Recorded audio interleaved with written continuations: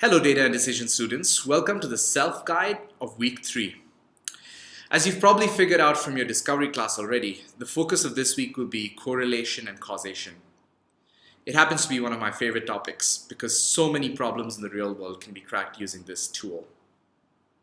Before we get into the self-guide, here is a reminder of the learning process and where you are. This is obviously week 3 and you've just completed your discovery class.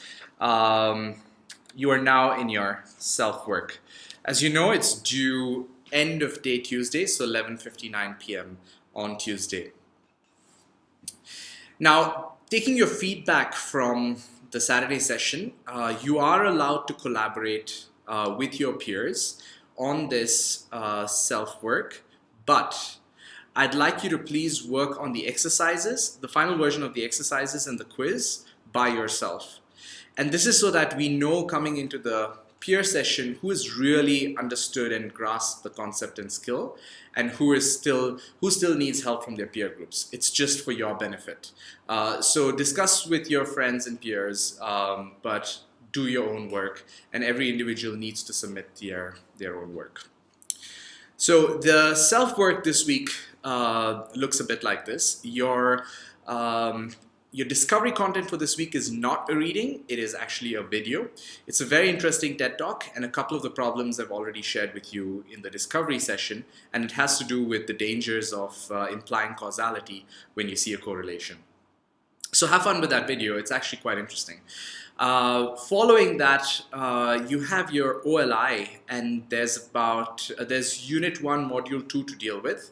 I've made up to the end of linear regression mandatory, and post that the causation section is optional for you to work on.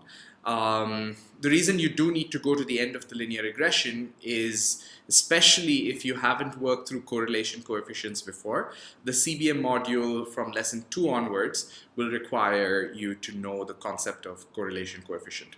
If you have already done correlation coefficient, you might want to go directly to the CBM and flip through or browse through the readings on OLI so that it refreshes you with the concepts of correlation. Now, at the end of OLI, there is one quiz that you need to take, only one checkpoint. The second checkpoint is optional for you to take if you would like to. And that ends your CBM work. The second part, of course, is your computer-based math. I've made lessons 1 and 2 mandatory for this week, but lesson 3 onwards is quite short and quite interesting as well. It's optional for you to work on if you would like to get into advanced concepts.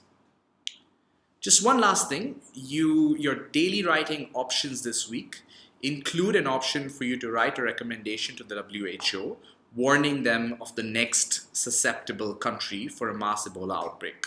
So you have the option to also engage with data and decisions in your Writing to Compel class. So have fun with your self-work. You know I have office hours, and you know I'm always available if you have questions over email. I look forward to seeing you during the rest of the week. Good luck.